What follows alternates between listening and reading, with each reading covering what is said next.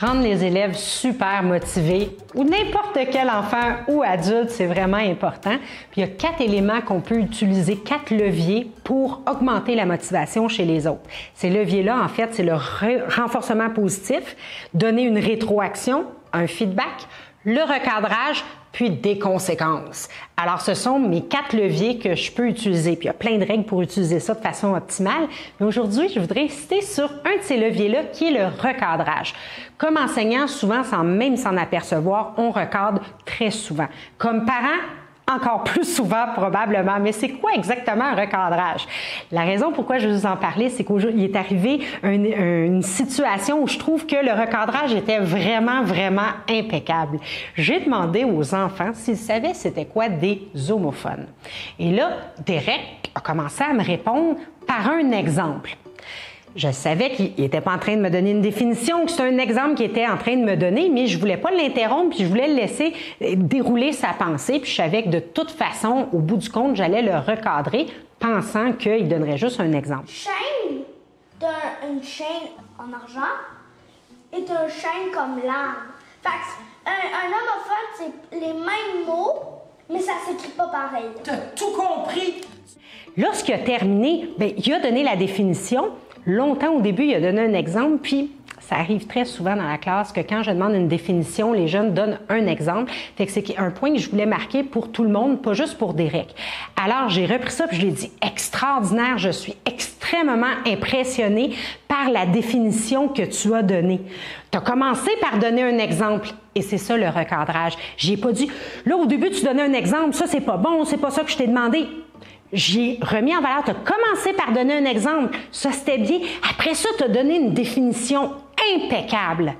Et les enfants, de cette manière-là, ont vu la différence entre l'exemple et la définition et je suis revenue sur le sujet après.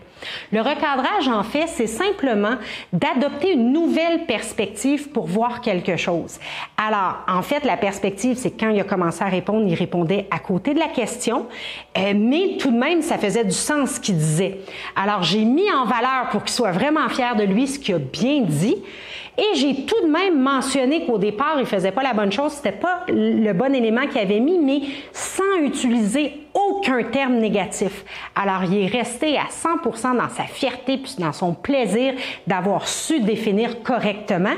Puis, il a retenu qu'au départ, il donnait un exemple. Et c'était pas ça la définition, mais il a fait exactement ce que je voulais au bout du compte, puis il était très fier de lui.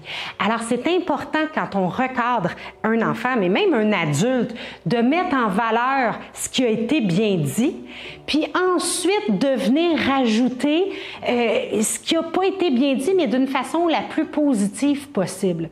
Alors, par exemple, un autre exemple de recadrage. Si je dis, par exemple, je demande aux enfants quelle est la capitale des États-Unis, puis que j'ai un enfant qui me répond New York.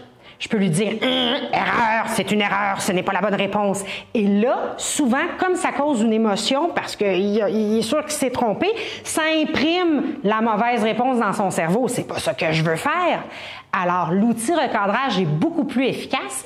Puis, comment je l'utiliserais dans ce cas-là? C'est que simplement, je lui dirais « Excellent, New York! » Ben oui, on pourrait considérer New York comme la capitale économique des États-Unis. C'est une très bonne idée. En fait, ce que je cherche, c'est la capitale politique, parce que généralement, quand on dit juste la capitale, on sous-entend la capitale politique. Puis elle, c'est Washington. Mais chapeau pour la bonne idée.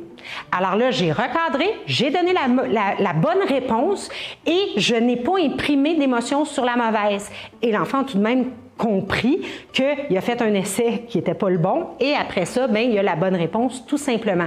C'est un outil qui est incroyablement efficace parce qu'il est extrêmement positif, il est valorisant, il nourrit l'estime et la confiance en soi de l'enfant et il apprend tout aussi bien, mais sans retenir les erreurs.